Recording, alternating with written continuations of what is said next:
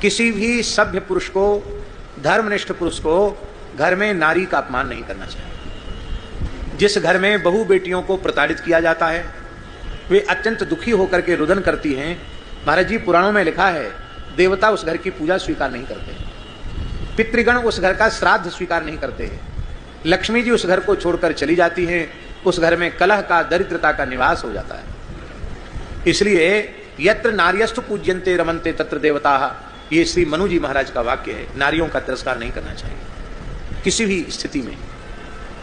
और ये माताओं का स्वभाव होता है, वो अपना अपमान तो सह लेती हैं, पर जब उनके पिता को गाली दी जाती है, उनकी माँ को गाली दी जाती है, उनके भाई को अट्टपट्ट बोला जाता है, तब उनको बहुत कष्ट होता है।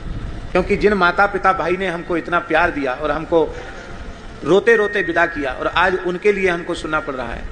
इसलिए किसी भी अवस्था में माताओं का कर्तव्य है कि अपनी बहू को बेटी से भी अधिक स्नेह दें, क्योंकि आपकी बेटी भी तो किसी न किसी की बहू बनने वाली है।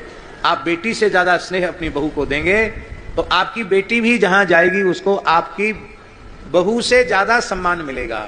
और आप अपनी बहू का आदर नहीं करेंगे तो आपकी बेटी भी कहीं बहू बनकर जाएगी, उसको भी वही तिरस्कार भोगना पड़ेगा। क्योंकि जो जस करे सो तस फल चाखा, ये व्यवस्था है।